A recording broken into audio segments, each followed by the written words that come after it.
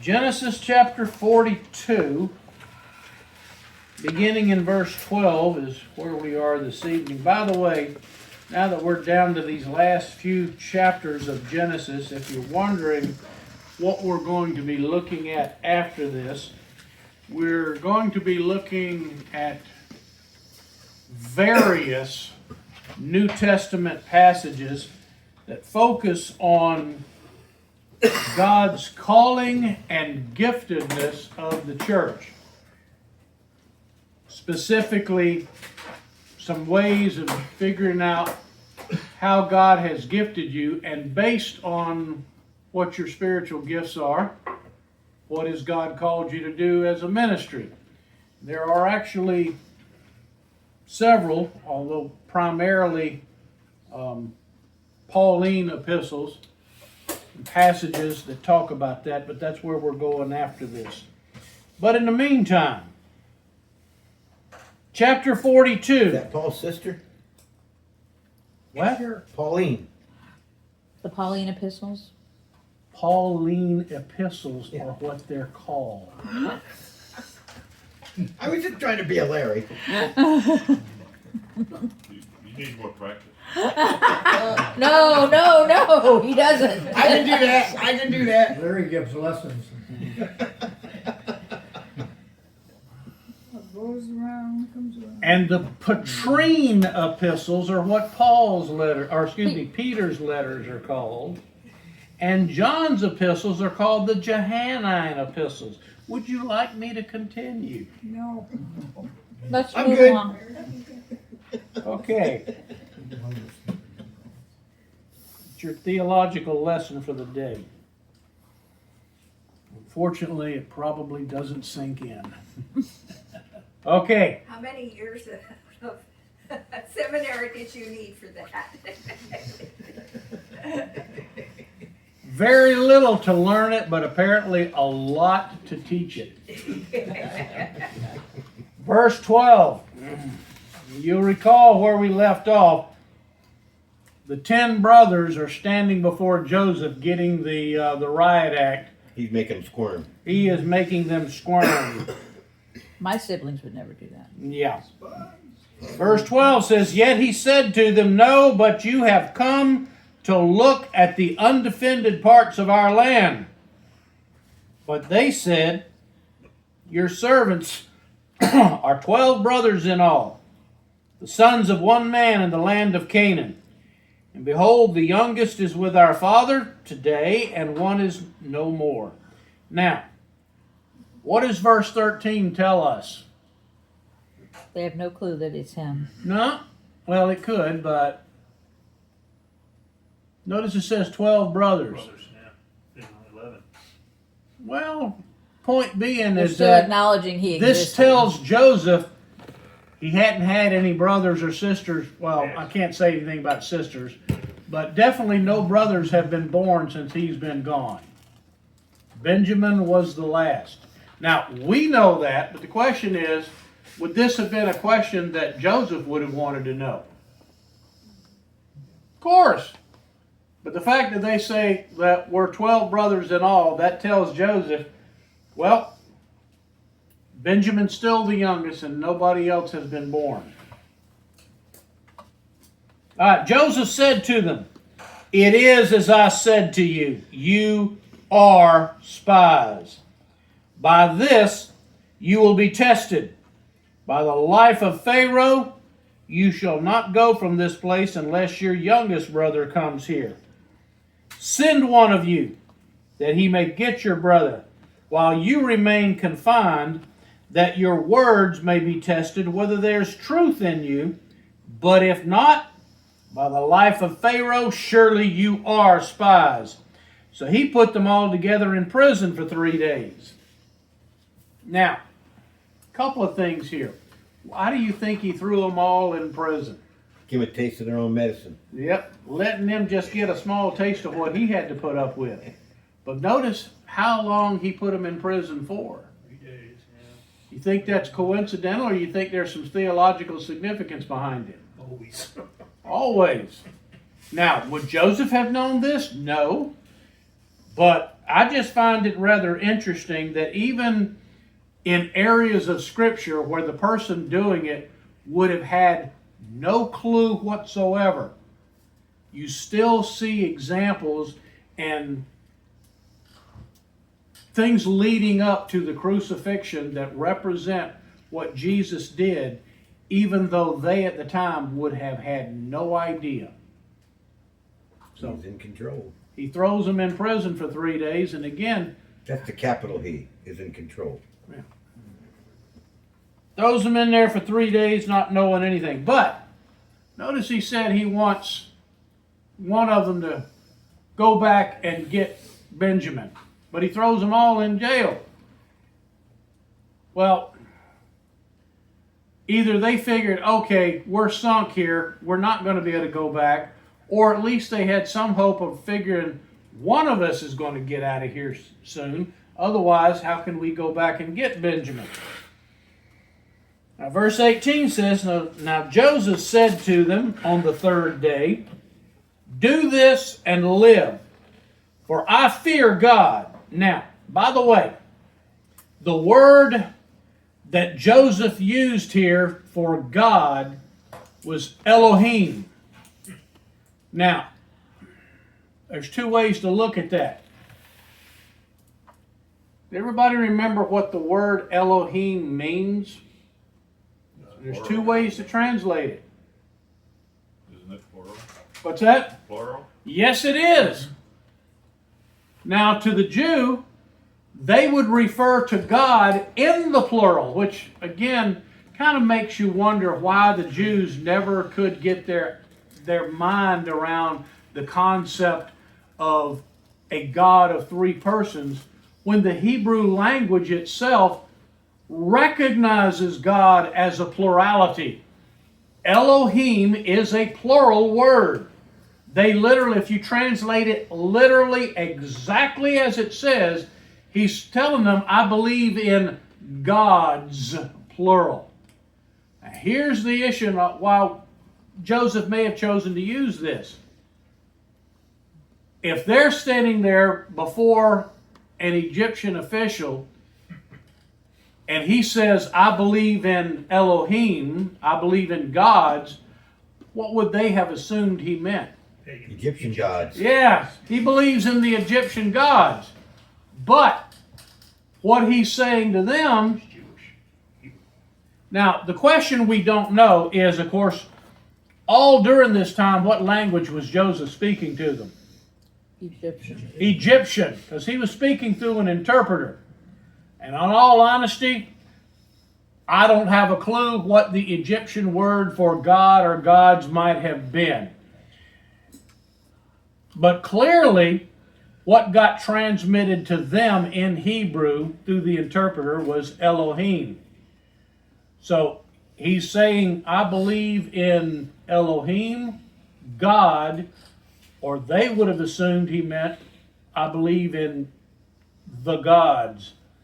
So he's telling the truth without letting on that he believes in the Hebrew God. Kind of a bit sneaky, in my opinion. What's He's that? enjoying himself here. Huh? He's enjoying himself Oh, here. very much so. Look who he's the son of. Well, yeah, that's true too. Verse 19 says, if you are honest men, of course, keep in mind, they claim to be honest men, but what's Joseph probably think of them at this point? I know better. Yeah, he's thinking, yeah, right, sure you are. I know what you did to me. But he's given them the opportunity to prove they changed. If you are honest men, let one of your brothers be confined in your prison. But as for the rest of you, go, carry grain for the famine of your households, and bring your youngest brother to me, so your words may be verified and you will not die. And they did so. Now, it says you will not die, but he's telling them he'll only keep one of them as a hostage. The rest of them were off scot-free. Do we ever learn who stays? Yes, we do. It was Simeon, but we'll get to that in a minute. So, he's giving them the opportunity for all of them to go back. Now, why didn't he keep all of them and let one of them go back? Carry the rain. Now, somebody's got to carry all this grain back. And one man can't handle that many camels in a caravan. I've personally never encountered any camels outside of a zoo, but from what I've read about them, they're pretty obnoxious, nasty animals that it takes a good handler to take care of one. And unlike a horse that you can, lead one or two horses by the reins, apparently you can't do that with camels. Apparently they're more stubborn than a mule.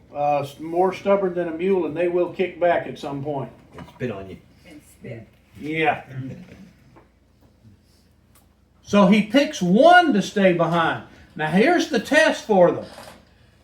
How many of the brothers did they sell into slavery? One. Just one. So he keeps one behind, and this is his test. He's not testing whether they're spies. The real test here is he's seeing, okay, they hung me out to dry and they think I'm dead. We'll see if they are going to do this to the next brother or if they've really Will changed. they come back for him or not? If they come back for him. That's the real test here.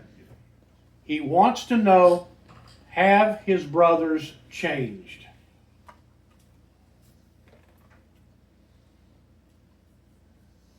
Now, verse 21. Then they said to one another. Now, keep in mind, if they're talking amongst themselves, they're speaking what language? Hebrew. Hebrew. They said to one another, truly, we are guilty concerning our brothers, because we saw the distress of his soul when he pleaded with us, yet we would not listen. Therefore, this distress has come upon us. Now, imagine, if you will, they're standing, they've been probably pulled out of the prison, standing before Joseph again, and assuming Joseph does not understand any of the conversation they're having amongst themselves. Joseph knows exactly what they're talking about, and they're talking about him. But now, here's beginning in verse 22, we see why Joseph picks who he does for the hostage to stay behind. And Reuben answered them, saying, did I not tell you? Do not sin against the boy, and you would not listen. Now comes the reckoning for his blood. They did not know, however, that Joseph understood, for there was an interpreter between them. And he turned away from them and wept. Why has he gotten, emotional at this point? Realizes Reuben was sticking up for him. Not only does he realize that Reuben tried to get him out of this, but he's also seeing at this point, they're finally fessing up to what they did. And they haven't gotten over it 20 years later. And they haven't gotten over it, which apparently neither has Joseph. He turned away from them and wept, but when he returned to them and spoke to them, here's the answer to your question, he took Simeon from them and bound him before their eyes. Now, why Simeon? Who's the oldest? Reuben. So why doesn't he take Reuben? Because Reuben stood up for him. He just realized in this conversation, Reuben's the one out of the bunch that actually tried to protect him. So who's the second oldest? Simeon. Simeon. And in a Hebrew family of this sort, who represents the family? The oldest son. The oldest. So he realized Reuben's the oldest, but I'm not going to keep Reuben. Reuben tried to protect me. So we go with son number 2, Simeon. And that's why he chose to keep Simeon and let the rest of them go. Also, there's something else he wants to determine here. And this he's just going to have to figure out by what happens a few months later when they come back. how has Jacob changed? Jacob already, as we've seen, had a nasty habit of playing favorites with his sons. That's what got Joseph into trouble to begin with, between that and being a brat. Now, he's already seen at this point that Benjamin, who is himself by this point an adult with kids of his own, he didn't let Benjamin go down there. Even though Benjamin was certainly old enough to have helped with the caravan. So he knows Daddy Jacob is still playing favorites. Which would mean, how many wives did Jacob have? 2 plus 2. 2 and 2, 4 wives, the 2 sisters and the 2 handmaidens. If Jacob is playing favorites, if he held on to one of the brothers who was the son of one of the handmaidens, what was the likelihood that they'd come back for him? Probably not. And not because of them so much as it might have been because of Jacob. So he keeps one. He can't keep, well, Benjamin. Benjamin's the one he wants to see. And he and Benjamin are the only 2 sons of Rachel. So if he wants to keep one of the sons that actually means something to Jacob, it's going to have to be one of Leah's sons. He's not going to take it out on Reuben because, well, he sees Reuben actually tried to protect him. So that brings it to Simeon. There was Reuben, Simeon, Levi, Judah,